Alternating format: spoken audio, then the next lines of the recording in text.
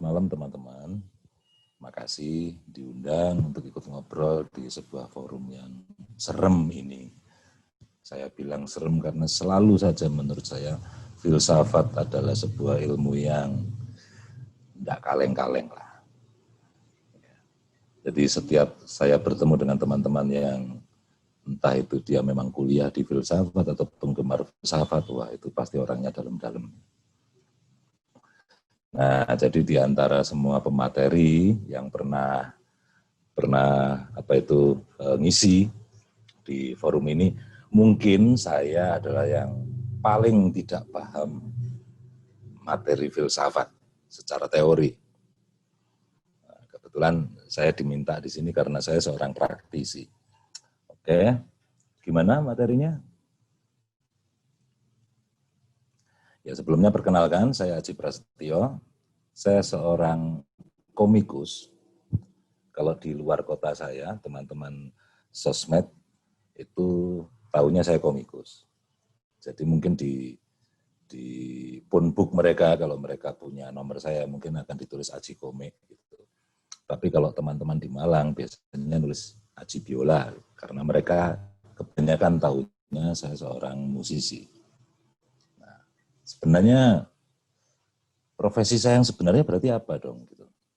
Nah, memang di KTP saya mencantumkan profesi saya adalah seniman. Karena kerja serabutan yang tidak jelas itu memang paling gampang kita klaim sebagai seniman. Nah, ini materi yang akan saya bagi dengan Anda semua. Jadi mungkin sesi kali ini Anda semua akan diajak untuk mendengarkan curhat gitu. Jadi saya akan lebih banyak bercerita tentang bagaimana perjalanan saya sampai akhirnya saya bisa menemukan jalan pedang yang sampai sekarang saya tekuni. Nah, monggo Mas, next. Nah, ini rangkuman dari perjalanan hidup saya. Jadi memang sejak saya kecil, saya itu suka menggambar. Bahkan kesaksian dari orang-orang yang pernah tahu bagaimana ulah saya semasa kecil, bahkan saya sendiri malah lupa. Sebelum sekolah ya, belum TK gitu, saya suka coret-coret dinding gitu. Nah, kalau sudah dindingnya dicat ulang sama ayah saya merasa bahwa oh berarti saya diberi kesempatan untuk coret-coret lagi. Gitu. Nah, salah satu coretan saya itu yang sampai saat ini saya nggak habis pikir kok bisa saya waktu kecil gitu kok sudah sekurang ajar itu gitu. Jadi ada garis horizontal, terus di atas garis horizontal itu ada rumah, ada orang, ada pohon gitu. Nah di bawah garis horizontal yang berarti di bawah tanah itu ada sebuah bentuk lingkaran nggak lingkaran, kotak nggak kotak, terus ada mata, ada bibir gitu, ada mulut. Nah orang tanya ini apa? Oh, ini pohon, oh, ini rumah gitu. Lah terus itu yang di bawah tanah itu apa? Saya jawab Tuhan. Jadi mungkin waktu kecil saya membayangkan Tuhan itu seperti itu. Karena mungkin ya orang-orang bilang apapun yang kita lakukan Tuhan melihat. Tapi kita tidak bisa melihat Tuhan, kayak gitu ya. Mungkin aja ya ini. Tapi ya itu, sejak saya belum sekolah saya sudah kayak gitu. Nah, keinginan saya untuk jadi pelukis membawa saya untuk saya ingin masuk isi Jogja. Tapi nggak boleh oleh orang tua saya. Pada dasarnya orang tua saya tidak menginginkan saya jadi seniman. Jadi kemampuan saya melukis yang sudah mulai terlihat, bahkan saya beberapa kali memenangkan lomba porseni antar siswa, antar sekolah, sampai ke tingkat Jawa Timur saya pernah menangkan. Itu menurut ayah saya yang seorang PNS rendahan, biarkan itu jadi hobi, biarkan itu jadi tambahan, tapi saya sebaiknya bekerja sebagai karyawan yang punya jaminan, ya gaji tetap, syukur-syukur PNS, ada pensiun gitu. Nah, akhirnya saya mendaftar PMDK ke IKIP Malang, yang sekarang jadi Universitas Negeri Malang. Itu adalah salah satu cara saya berkompromi dengan kemauan orang tua. Dan ternyata lolos. Lantas begitu lolos gitu kan, wah ayah saya terlihat bangga sekali, seneng. Karena waktu itu loh ya, kampus negeri itu terkenal dalam dua hal. Yang pertama kualitasnya pasti bagus, yang kedua pasti murah. Dua hal yang saya nggak yakin kampus negeri saat ini masih memiliki dua hal itu. Nah, terus ditanya, ambil jurusan apa? Saya bilang seni rupa. Gitu. Jadi, oh berarti nanti keluarnya jadi guru ya? Iya Pak, guru seni. Nah, diizinkan. Itu cara saya berkompromi. Lantas saya menjalani kuliah di keguruan itu tadi. Saya dicetak untuk jadi guru seni setingkat SMA.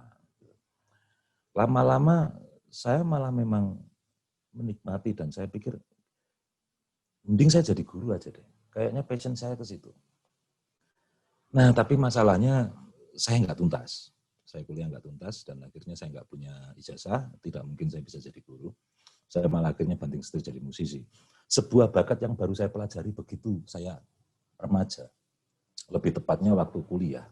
Jadi kuliah itu saya baru belajar musik. Ya lihat teman-teman saya kok enak banget band-bandan gitu, akustikan. Saya ikut belajar dan ternyata malah itu jadi profesi saya setelah itu. Nah, saya tidak ingin jadi komikus sebenarnya.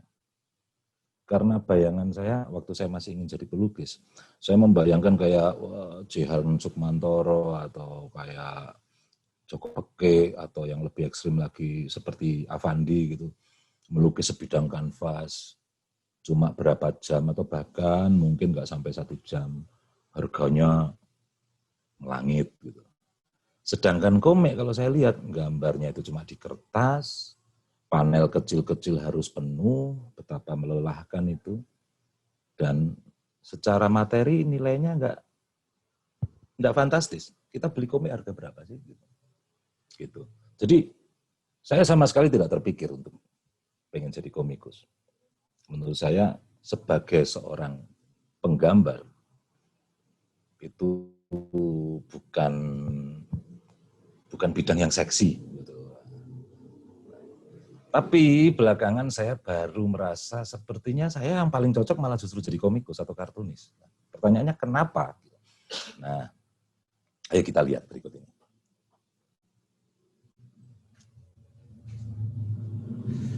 Anda bisa lihat bagaimana sketsa-sketsa yang saya gambar, yang saya bikin ini. Ini karya saya. Ini anak saya waktu masih bayi. Saya menggambarnya 2001. Jadi pose dia lagi tidur, saya gambar secepatnya sebelum dia berubah posisi. Jadi saya menggambar dengan sangat cepat. Yang bawah itu adalah sketsa saya tahun 2007. Saya menggambar teman satu band saya, waktu kami sama-sama ngiringi Tantowi Yahya di Bandung, kami nginep di sebuah hotel. Nah, waktu dia tidur saya gambar. Lagi-lagi harus cepat karena sebelum dia pindah posisi. Menggambar langsung melihat objek itu lebih sulit daripada menggambar memakai media foto. Apalagi harus dikejar waktu. Kita harus menangkap momentum. Nah, jadi saya memamerkan dua gambar ini hanya untuk menunjukkan kepada Anda semua bahwa gambar saya pelukis, saya kayaknya punya bakat loh. Kok malah jadi komikus, di mana gambarnya malah jauh lebih sederhana, lebih remeh. Nah, karena menurut saya satu bidang kanvas itu seperti belum cukup untuk mengeluarkan apa yang ingin saya sampaikan. Saya itu orangnya naratif. Saya orangnya kalau ngomong itu berargumen itu membutuhkan ruang narasi yang cukup gitu dan sebidang kerja mampu. Meskipun sebenarnya kita tahu, ya, apalagi kalau Anda yang ada di sini mengikuti materi-materi yang kemarin, maka Anda akan memahami apa yang akan saya jelaskan berikut ini. Monggo Mas.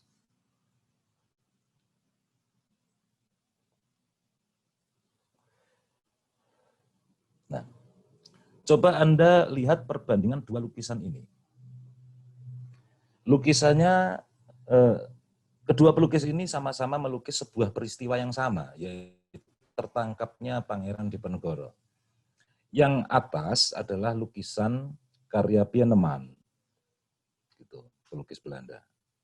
Jadi untuk merayakan ditangkapnya seorang biang kerok yang nyaris membuat kas Belanda ludes, itu sebuah pencapaian yang sangat luar biasa. Langsung dibikinkan sebuah lukisan untuk mengglorifikasi kemenangan itu. Nah, yang bawah adalah lukisan tentang penangkapan Diponegoro versi Raden Saleh. Nah, saya tulis di sini, saat seni rupa membawa gagasan. Mari kita lihat lukisan ini. Lukisan ini bicara apa sih? Tidak ada teks, tidak ada deskripsi, gitu. Nah, lantas bagaimana kita memahami perbedaan dua lukisan ini? Tentu saja dari gestur, dari pose, dari ekspresi, gerak tubuh, dan segala macam. Silakan dicermati. Di situ tokoh-tokoh real bermunculan. Mulai Jenderal de Kock, Pangeran Diponegoro, bahkan yang di bawah itu ada Diponegoro Anom yang persis di belakangnya Pangeran Diponegoro itu. Berarti dia adalah putra dari Pangeran Diponegoro. Terus beberapa panglima tempurnya Diponegoro. Lantas di situ juga ada Nahuis sebagai penerjemah. Di dua lukisan itu Nahuis sama-sama muncul. Yang satunya menghadap belakang, jadi kita melihat punggungnya saja kalau di atas. Yang di bawah itu lebih terlihat wajahnya. Nah, saya ingin membahas tentang gesturnya Diponegoro dan de Kock lebih detail. Mari Mas, kita lanjut.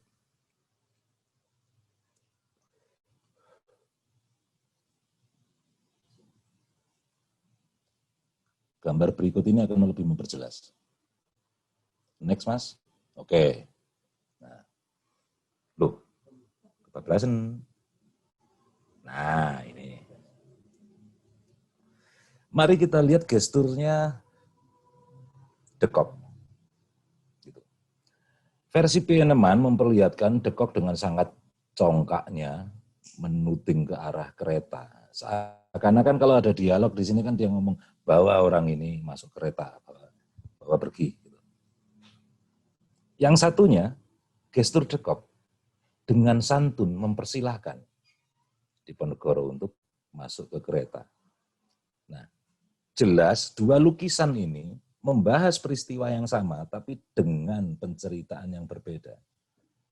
Nah, uniknya adalah kalau kita membaca dari penelitian Profesor Peter Carey atas lukisan Diponegoro ini dan disesuaikan dengan Babad Diponegoro, ya, diary-nya Diponegoro yang ditulis selama beliau diasingkan tentang peristiwa itu, dan laporan dari Jenderal de Kock atas peristiwa itu, mana yang lebih sesuai dengan realita? Ternyata adalah lukisannya Raden Saleh.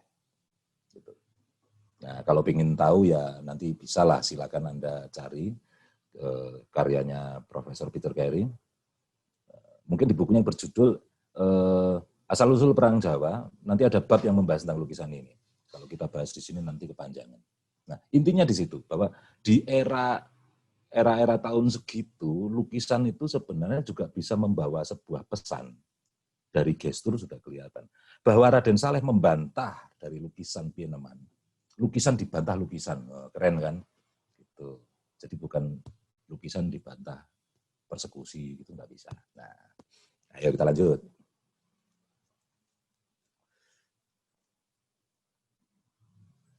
Gambar berikut ini adalah komik saya yang saya buat tahun 2014.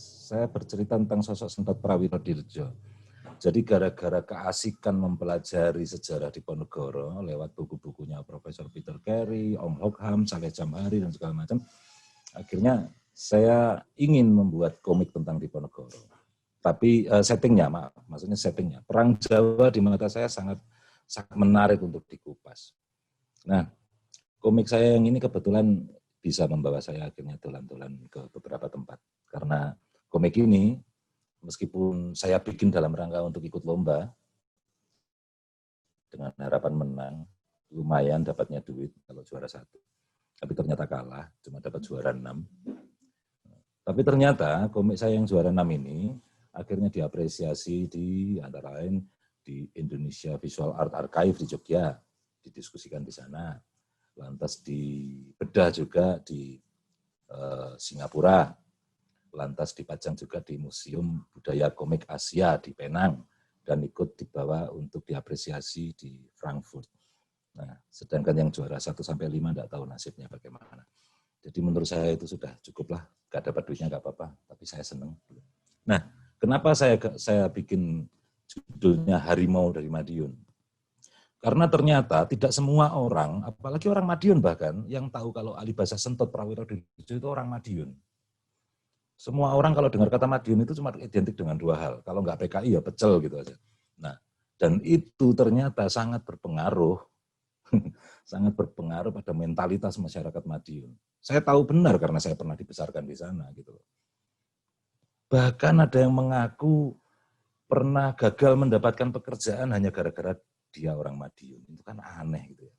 Nah, jadi itu Madiun itu berarti masyarakat yang terdolimi oleh sebuah doktrin yang dilakukan oleh sebuah rezim. Dan itu ternyata dampak negatifnya secara psikis gak main-main. Nah, dari situ saya membuat judulnya seperti ini. Ini kan keputusan politis. Jadi seandainya orang membahas karya saya, maka kata Madiun muncul, disebutkan karena menjadi judul. Tapi kan tidak selalu yang jelek-jelek doang gitu. Bahwa Alibasa Sentot Prawiro Dirjo, sosok yang paling sangat ditakuti Belanda karena kejeniusannya dalam menata strategi perang, manuvernya paling sulit ditebak, reputasi pasukannya yang nyaris tidak pernah kalah. Saat itu umurnya baru 17 tahun. Bagaimana bisa leluhur kita, padahal zaman segitu belum ada kampus-kampus atau akademi terkenal dan ternama, mampu mencetak orang brilian di usia muda. Disitulah yang poin yang ingin saya gambarkan. Oke, next Mas.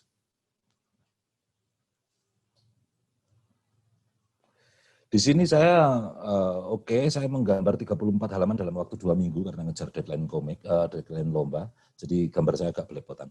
Nah, di setting cerita yang lumayan serius ini, saya memasukkan pesan-pesan yang ya orang mungkin menganggap wah ini nanti komik laga ya, perang, pertempuran gitu.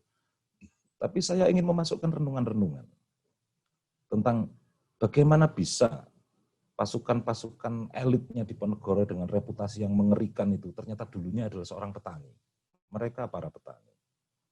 Maka di situ saya tulis bagaimana perang mampu menyulap para petani itu bisa menjadi petarung ganas. Jawabnya ya karena mereka lapar. Intinya masyarakat yang lapar itu berbahaya. Gitu. Nah, jadi ironis mereka para petani, mereka yang menghasilkan makanan, tapi saat sebuah negara mengalami krisis pangan, maka yang pertama kali mati kelaparan adalah kalangan mereka. Bukan birokrat, bukan apa. Gitu. Nah, itu ada dalam cuplikan dialognya. Nah, kalau di cuplikan dialog itu diseminarkan, ya mungkin bisa sehari, 2 hari, atau seminggu, dan belum tentu dapat jawabnya juga. Tapi itulah, dalam komik saya ingin memasukkan unsur-unsur renungan seperti itu. Nah, ini contoh-contoh gambar saya yang rodo serius gitulah kalau gambar. Next, Mas.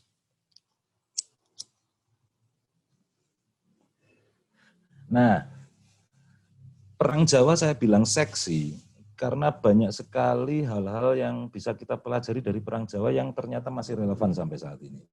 Dan akhirnya saya juga sering menggambarnya dalam bentuk kartun atau komik-komik dengan gambar sederhana, dengan narasinya tidak terlalu dalam, disertai humor, gitu. Padahal ya referensinya ya seperti kayak balik kuliah lagi, bikin tugas kuliah yang serius maksudnya. Gitu. Nah seperti itu. Next Mas. Nah tapi komik-komik saya yang dengan gambar sederhana tersebut membahas apa saja? Oh banyak gitu. Saya melihat banyak hal yang keresahan saya yang ingin saya bagi dengan para pembaca saya. itulah kenapa saya mulai muncul itu malah justru lewat blog. Waktu itu belum populer Facebook ya. Jadi lewat blog saya ngomik, terus saya bagi secara gratis. Beberapa teman yang ikut gabung di diskusi ini ada yang teman lama yang mengenal saya sejak dari blog. Gitu. Saya sebarkan gratis. Karena memang saat itu ya, saya itu ditolak terus loh waktu saya ngelamar pekerjaan jadi ilustrator waktu itu. Sebelum saya jadi pemusik loh. Termasuk Jawa Pos Radar Malang itu pernah nolak saya. Ya. Dan 5 tahun yang lalu gantian saya nolak Radar Malang. Nah, tentang budaya, krisis budaya dan segala macam itu yang nggak usah pakai gula bro. Yang saya angkat dalam komik-komik saya. Saya sambil ngopi ya teman-teman. Perang budaya. Nah, di sini ini ada di buku saya pertama. Jadi buku pertama saya itu adalah kumpulan komik-komik saya yang saya bikin sejak tahun 2007 sampai 2010. Nah, terus dikumpulkan, dibukukan. Gitu. Nah, jadi saya melihat, saya resah, ada keresahan di masyarakat kita tentang, ya kita lihat seperti perang budaya itulah.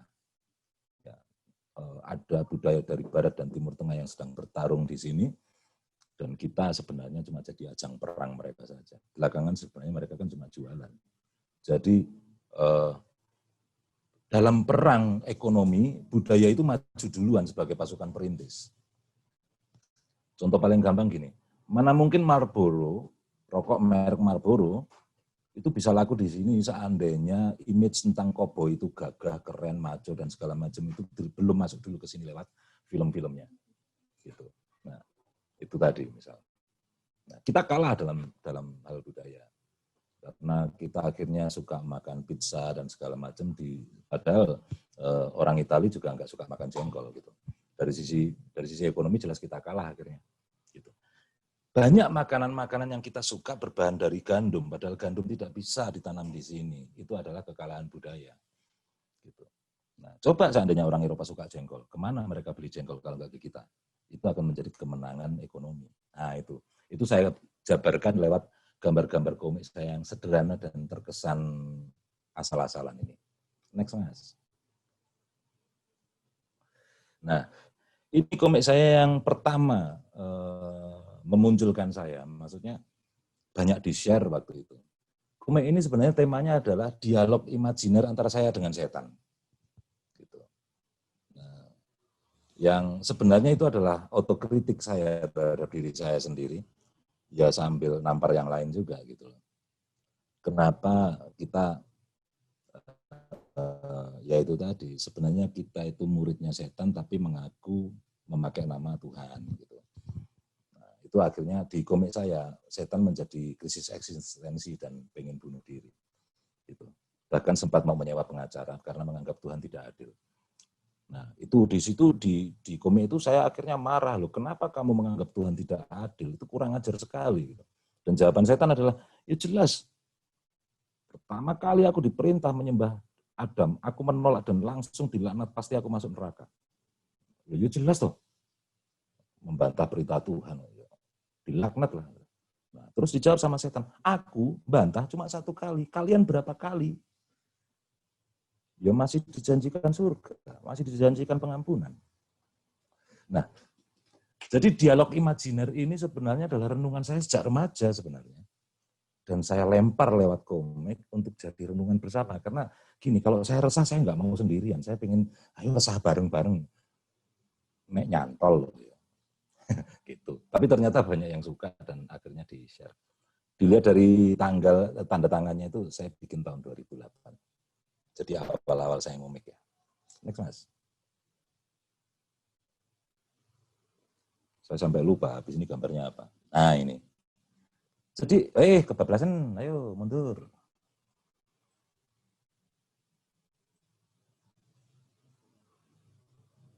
Nah, jika panel atas ini Anda pernah mendapatinya di sosmed, ya dengan bangga saya mengatakan itu gambar saya. Gitu.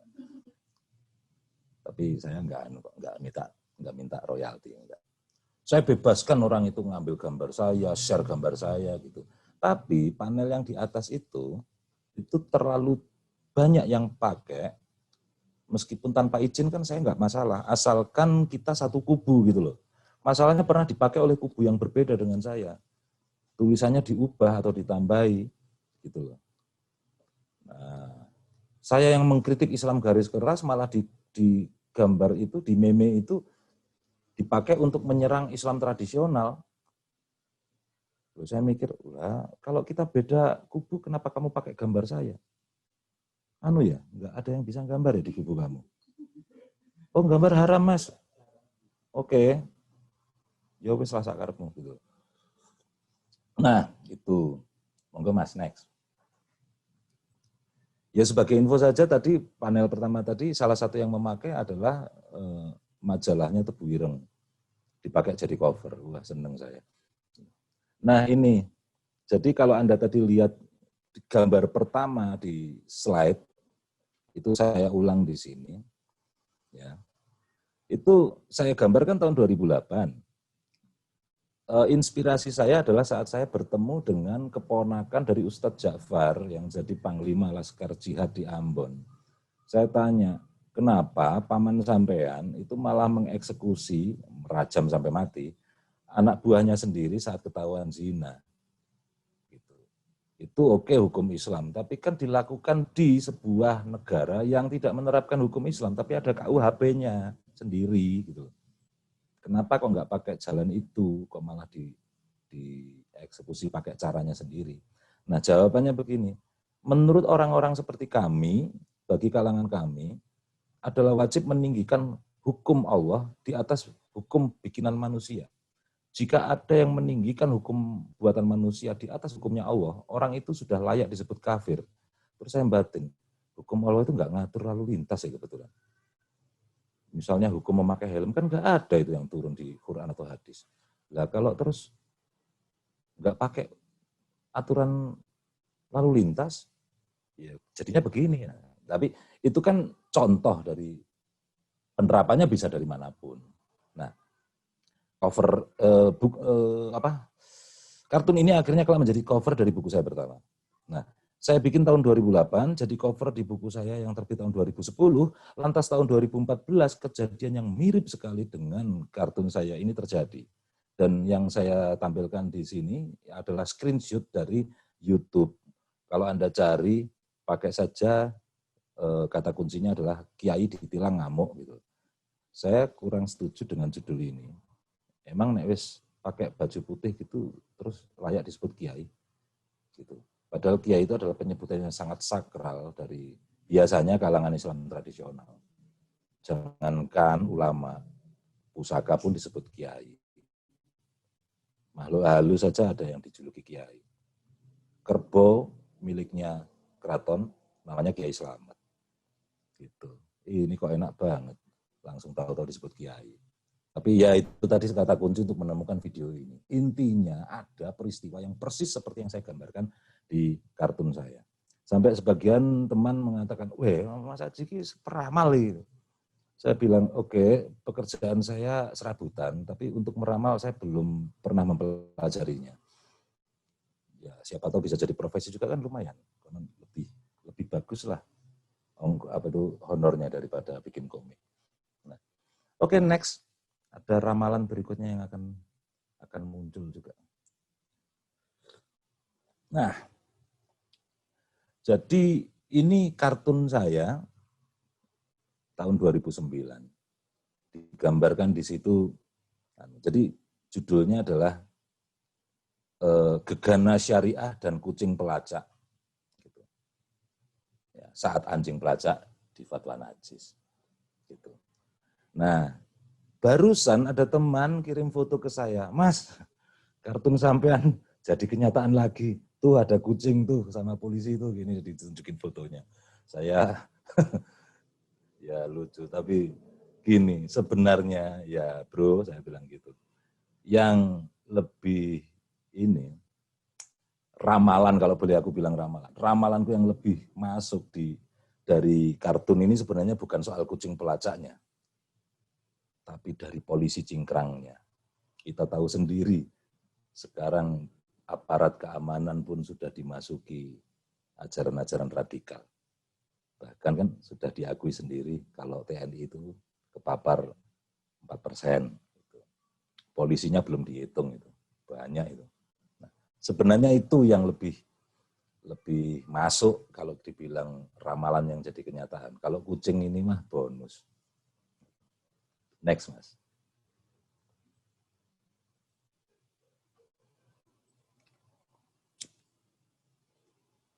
Nah, jika setiap bulan September Anda di timeline sosmed Anda mendapati gambar ini, ya dengan bangga saya mengatakan itu gambar saya. Gitu. Dari sebuah komik, jadi komik itu ada beberapa halaman bicara tentang itu. Judulnya produk propaganda. Saya bicara tentang saya dan generasi saya. Jadi saat film itu dirilis, saya masih SD. Jadi kami digiring oleh guru kami jalan kaki sekian kilometer menuju gedung bioskop untuk nonton itu. Dan itu biasanya kami senang banget kalau udah ada film perjuangan gitu ya. Alamat ada dua hal ini yang menyenangkan. Yang pertama, sekolah diliburkan, nggak ada pelajaran. Yang kedua, nonton film. Dan itu filmnya perang. Ya. Anak kecil kan senang film perang. Nah, film kali ini kok beda. Udah durasinya lama, membosankan. Tahu-tahu begitu muncul adegan ngeri tanpa sensor. Jadi saya ingat benar seisi gedung bioskop waktu itu, isinya anak-anak SD semua termasuk saya, menjerit ketakutan, bahkan ada yang ngompol segala macam. Tanpa sensor sama sekali. Nancap di otak kami. Dan saya curiga budaya kekerasan kita dimulai dari hal-hal seperti itu. Sehingga di Museum Militer di Malang, di situ itu ada sebuah batu dipajang di dalam sebuah kotak kaca. Kenapa batu kok dipajang? Di situ ditulis, intinya batu ini dipakai untuk menghancurkan kepala tokoh PKI di Blitar. Nah, foto jenazahnya ada di sebelahnya. Anda bisa bayangkan kekerasan diglorifikasi, dimuseumkan, dibanggakan. Saya mikir, bangsa macam apa ini gitu. Nah, itu saya gambarkan di kartun, di komik. Jadi komik saya itu kalau orang bilang, wah ya Aji ini mesti senengannya ngeritik agama garis keras, Islam garis keras. Enggak selalu. HAM saya angkat, apapun. Nah, misalnya setelah ini coba, monggo Mas.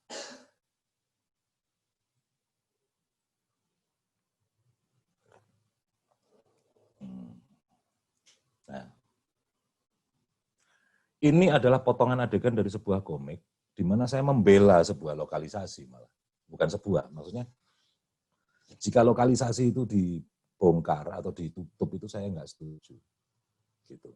Karena prostitusi itu adalah kejahatan manusia yang sama tuanya dengan usia manusia itu sendiri.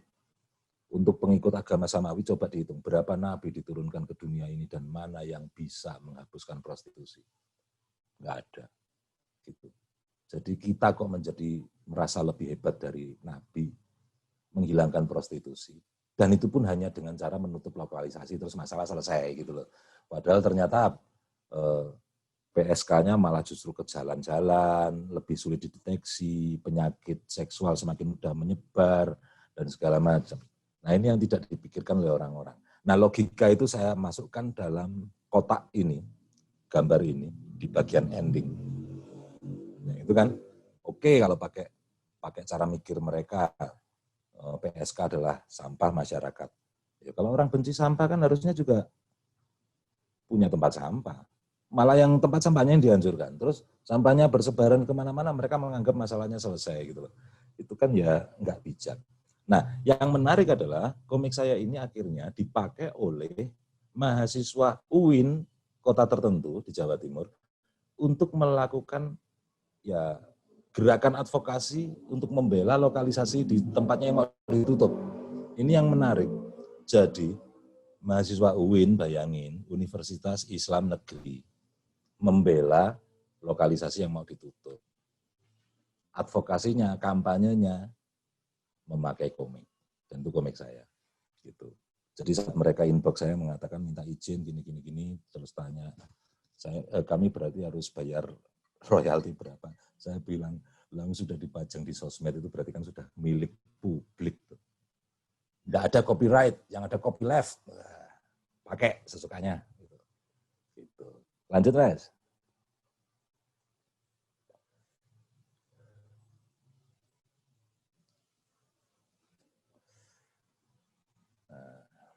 Nggak tahu slide berikutnya apa gambarnya, saya aja lupa. Nah, ini. Saya juga mengangkat isu-isu feminisme. Jadi bahkan di komik ini lagi-lagi potongan dari komik ya, nggak cuma satu gambar, tapi banyak adegan. Saya mengingatkan kembali dalam sejarah bahwa perempuan biasa jadi komoditi politik. Gitu. Bahwa konon pada saat Panembahan Senopati mengumpankan putrinya kepada musuhnya, supaya si musuh takluk, sebenarnya Roro Pembayun akhirnya benar-benar jatuh cinta kepada Ki Mangir. Tapi begitu akhirnya dia balik dengan menghadap pulang ke orang tuanya, ke Panembahan Senopati sambil membawa suaminya, yang terjadi adalah si suami dieksekusi. Jadi Pembayun itu dia sudah ditumbalkan dalam sebuah misi yang beresiko loh ya. Seandainya dari awal ketahuan bahwa dia adalah agen rahasianya Mataram, dia bisa saja dieksekusi oleh Mangir. Tapi tidak. Tapi begitu Pembayun benar-benar jatuh cinta, itu bukan hal yang penting buat si ayah.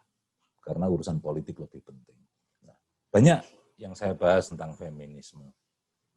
Tapi saya diserang feminis. Ya lumayan. Feminazi yang lebih sering menyerang saya. Jadi misalnya komik tentang itu tadi, dialog imajiner saya dengan setan. Saya gambarkan setan bisa berubah-ubah wujud, bisa jadi Adolf Hitler, bisa jadi rocker macam kayak Slash, bisa jadi cewek seksi kayak Marilyn Monroe, terakhir bisa jadi seperti saya sendiri. Nah itu saya diprotes sama seorang feminazi. Dibilang, kenapa harus Marilyn Monroe, kenapa harus perempuan gitu.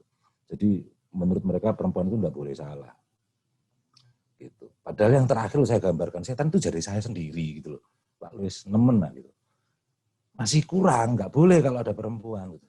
Oke, baiklah. Nah, tapi tetap saja, secara moralitas saya berpihak pada feminisme, kesetaraan gender, karena menurut saya sejak dulu leluhur kita itu sudah feminis. Nggak perlu diajari teori-teori barat. Gitu. Kalau leluhur kita dulu petani, ya istrinya petani juga, ya sama-sama di sawah. Cuma beda apa yang dikerjakan. Yang laki-laki lebih mengerjakan pekerjaan yang butuh otot, yang perempuan yang lebih ringan. Tapi sama-sama berlumpur-lumpur gitu. Kalau si laki adalah profesinya pedagang, si istri pun juga ada di toko itu. Mungkin jadi kasirnya, kayak jadi apa. Nah, pembedaan tugas itu hanya muncul di kalangan bangsawan, birokrat. Nah, itu yang kita lestarikan. Jadi, bahwa perempuan itu dalam konteks Jawa konco wingking itu budaya bangsawan. Kalau kita ikuti, kita teladani sampai sekarang, kita itu sok bangsawan gitu aja. Padahal gaji UMR kadang bawahnya. Tapi budayanya sok bangsawan. Itu kan yang aneh. Next, Mas. Sorry ya jadilah kepanjang-panjang gini ya. Nah, tema budaya dan agama gitu saya juga tampilkan karena menurut saya permasalahan yang sering terjadi di masyarakat kita gitu loh. Gitu. Berbeda agama tengkar. Agama sama masih tengkar. Gitu loh. Jadi saya sampai pernah bikin kartun isinya adalah orang-orang ya, sesama muslim jejer-jejer sama-sama duduk bersila dan sama-sama berdoa, tapi gaya berdoanya gayanya beda-beda. Sampai salah satunya itu tangannya yang paling tinggi ke atas gitu. Dan saya kasih judul kartun itu adalah judulnya Mencari Sinyal yang Bagus. Itu sebenarnya nyindir. Nah, monggo lanjut. Akulturasi adalah sesuatu yang sangat wajar biasa terjadi di masyarakat kita, di leluhur kita. Kenapa? Karena leluhur kita itu memiliki dua kelebihan. Yang pertama, hobi spiritual. Spiritualitas itu hobi. Hobinya berritual, itu dulu, sejak dulu begitu. Yang kedua, mereka kreatif. Gitu. Saya merespon perusakan patung patung Bima yang dibelit ular gitu, yang di daerah mana itu? Banjarnegara apa Purwakarta, saya lupa. Oleh sekelompok, ya kayaknya FPI ya, atau sejenisnya.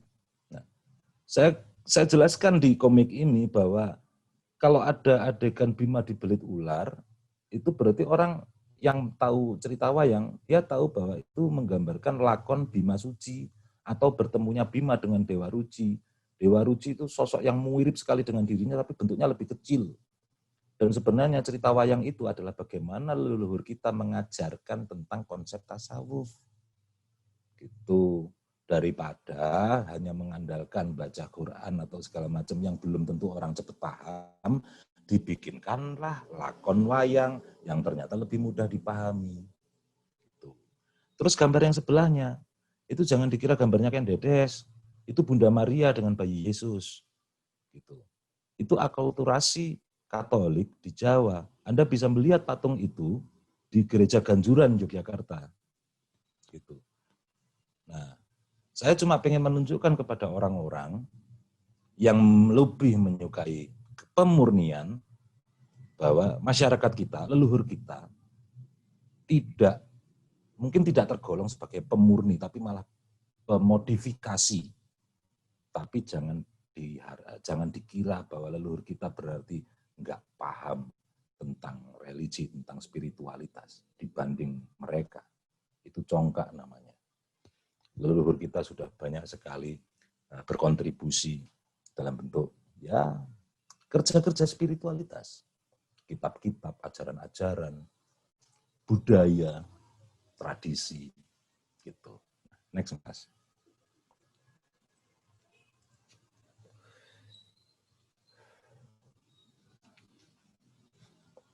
Nah, ini yang terakhir. Makanya saya pakai kaos ini. Jadi cuma pengen nunjukin bahwa saya dipekerjakan di Bumi Langit. Gitu. Yang kemarin bikin film Gundala itu. Jadi Bumi Langit itu perusahaan yang mengangkat lagi tokoh-tokoh superhero atau jagoan lokal, komik lokal di masa lalu, terus diangkat lagi. Dibeli hak ciptanya, lantas diolah lagi, diproduksi baru. Dengan penulis cerita dan penggambar baru. Dengan harapan pembaca milenial ikut suka. Nah, saya dapat jatah untuk menjadi penulis naskah di Si Buta dari Gua Hantu season 3 dan season 4. Nah, karena saya sendiri juga komikus, akhirnya saya setor naskahnya tidak bentuk tulisan, tapi berbentuk storyboard. Jadi gambar sederhana yang nanti akan ditiru, dijiplak, dan dibikin lebih bagus oleh ilustratornya. Itu cara kerjanya. Nah, kesempatan ini saya manfaatkan untuk, ya itu tadi, beling saya mulai muncul. Kalau kemarin-kemarin Si Buta dari Gua Hantu digambarkan musuhnya itu sesama pendekar, dan biasanya kan pada tahun-tahun segitu, tahun 60-an, tahun 70-an itu, tongkrongannya jagoan silat kita kan khas ya, rambut gondrong, terus pakai iket, ya kayak Si Buta dari Gua Hantu, Wiro Sableng, dan segala macam. Dan busana mereka itu nggak jelas dari Nusantara sebelah mana gitu. Wiro Sableng itu malah justru baju karate yang dipakai gitu. Nah, terus nanti musuhnya biasanya namanya cukup puitis, pendekar syair bernanah misalnya gitu. Nah, saya mencoba untuk membawa Si Buta dari Gua Hantu ini dengan pendekatan sejarah. Oke, disepakati tahun berapa kira-kira Si Buta ini ada. Oh, sekitar tahun segitu ya, eksisnya sekitar tahun 1850-1870. Maka saya sodorkan bagaimana jika Si Buta mendapati suasana kondisi masyarakat seperti yang benar-benar terjadi di tahun itu di sini. Yaitu rakyat kita memang sudah terlepas dari kultur stelsel, tapi lahannya masih disewakan untuk investor-investor luar oleh kolonial Belanda. Terus jadi investor luar bisa bisnis perkebunan di sini, bikin pabrik gula di sini. Nah, lantas bagaimana dengan leluhur kita yang punya tanah? Ya tetap jadi ketibal di sini, jadi babu. Gitu. Nah, sampai-sampai pernah terjadi kelaparan hebat gara-gara lahan lebih banyak ditanami tebu daripada ditanami beras. Itu fakta. Nah, kalau Si Buta dari Gua Hantu menghadapi seperti itu, apa yang dia akan lakukan. Jangan melulu berantem dengan pendekar di dunia persilatan gitu aja kok. Kesannya kayak ya opo gitu. Next Mas, ini masih tentang si buta ini.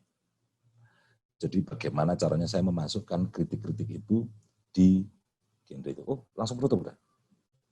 Oke, nah ini penutup dari saya, dan monggo mari kita nanti diskusi lebih santai. Yang jelas, kalau Anda adalah yang mengikuti diskusi sejak beberapa sesi yang lalu, saya ingin menyimpulkan, saya bukan penganut prinsip seni untuk seni, itu jelas. Art for art, no, enggak. Jadi menurut saya seni itu harus merespon. Sesuatu yang mampu merespon. Gitu. Jadi kalaupun saya dulu ingin jadi pelukis yang ingin lukisan saya di kanvas, di figura cantik, ditaruh di galeri, ditawar sampai 2 miliar misalnya, itu saya abaikan. Karena saya mikir gini, seorang Joko Peke, tahun 98 dia melukis lukisan berjudul Berburu Celeng. Langsung laku 1 miliar. Pada masa itu Anda bisa bayangkan, 98, krisis moneter. Lukisannya laku 1 miliar.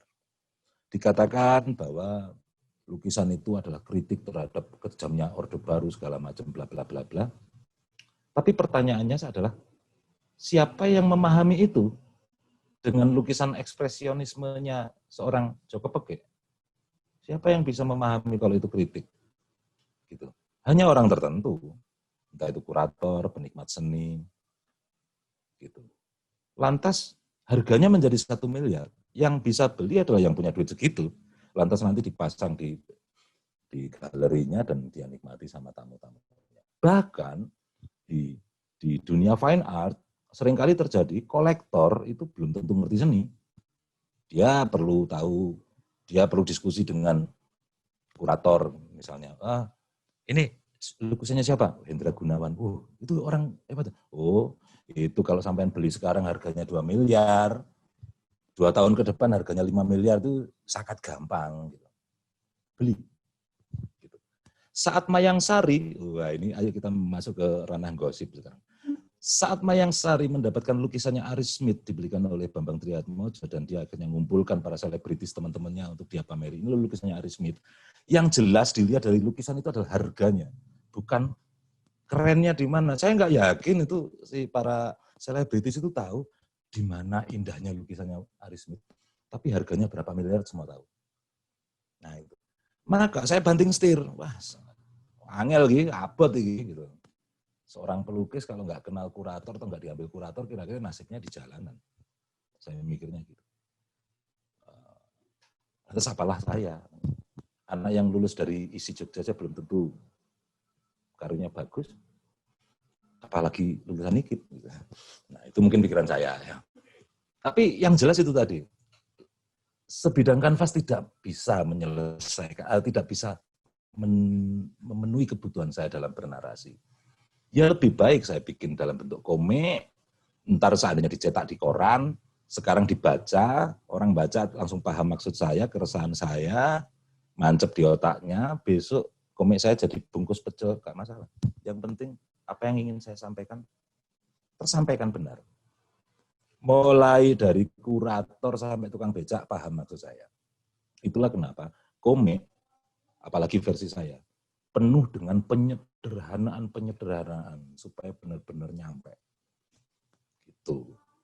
Nah, seperti kata Mas Martin kemarin tentang perbedaan penerapan seni kan di masyarakat Barat dan Timur, ya Anda tahu, misal lukisannya Johannes Vermeer atau lukisannya Rembrandt dipajang di ruang mana, dikagumi segala macam. Ini lukisannya Rembrandt, ini lukisannya Picasso, ini lukisannya siapa gitu ya, Da Vinci atau diapresiasi gitu. Nah, di Timur tidak mengenal seperti itu. Jadi seniman ukir itu nggak pernah ukirannya dipajang. Wah ini pengukirnya adalah si ini, hebat banget. Enggak ada. Atau empu keris, terus kerisnya dipajang untuk dikagumi bareng-bareng dalam sebuah ruang apresiasi. Enggak. Jadi seni di masyarakat kita di masa lalu itu terapan. Nah, untuk teman-teman yang ikut diskusi kemarin-kemarin sudah sering mendengar istilah seni murni dan seni terapan, tapi belum tentu paham maksudnya. Jadi gini, ini karya seni, indah, tapi ada di cangkir. Ini seni terapan. Kalau ini dipajang, hanya dilihat, dinikmati secara total, itu baru seni murni. Nah, leluhur kita biasa bermain di ranah seni terapan. Gitu. Keris untuk piagam. Wayang untuk ditonton bareng-bareng, tapi yang dikagumi adalah lakonnya. Jarang sih dalang itu. Tapi sosok dalang akhirnya menjadi guru bangsa pada masa itu. Gitu. Dan sosok seperti itu terakhir bisa kita tahu itu di sosok almarhum Ki Narto Sabdo. Dalang yang menjadi guru dari Ki Mantet Sudarsono maupun Ki Anom Suroto. Jadi dia seperti seorang guru bangsa karena yang dia sampaikan itu ya konsepnya, prinsipnya adalah tontonan kuwi kudu dadi tuntunan. Jadi apapun yang kita hasilkan sebuah karya seni itu sebaiknya berkontribusi positif. Kalau versi leluhur kita adalah tuntunan. Tapi di sekarang kan bisa renungan, bisa berbagi keresahan, berbagi pengalaman batin. Gitu. Jadi bukan art for art, bukan. Nah, saya memilih itu. Saya ternyata baru menyadari, apalagi begitu saya dengar dari Mas Martin kemarin, oh berarti iya, pilihan saya di sini. Saya ingin karya saya itu milik publik, bukan milik galeri. Mengisi ruang-ruang otak pemahaman orang-orang, bukannya harus menerjemahkan impuls multidimensional yang belum tentu orang bisa paham. Harus merespon permasalahan ada di sekitar. Menurut saya, seni itu harus merespon zamannya, atau kalau tidak, siaplah untuk punah. Saat fotografi ditemukan, jika seniman rupa itu tidak bisa merespon zaman, punah mereka. Kalau kerjaan mereka hanya untuk meniru alam, melukis potret wajahnya tokoh lah, segala macam gitu. Ada fotografi selesai mereka. Fotografi lebih persis, lebih murah. Nah gitu. Jadi itu dulu sementara teman-teman. Terima kasih berkenan mendengarkan cukup panjang obrolan ngalor ngidul saya. Nah, saya kembalikan ke Mas Anggito. Monggo dipimpin untuk diskusi santainya.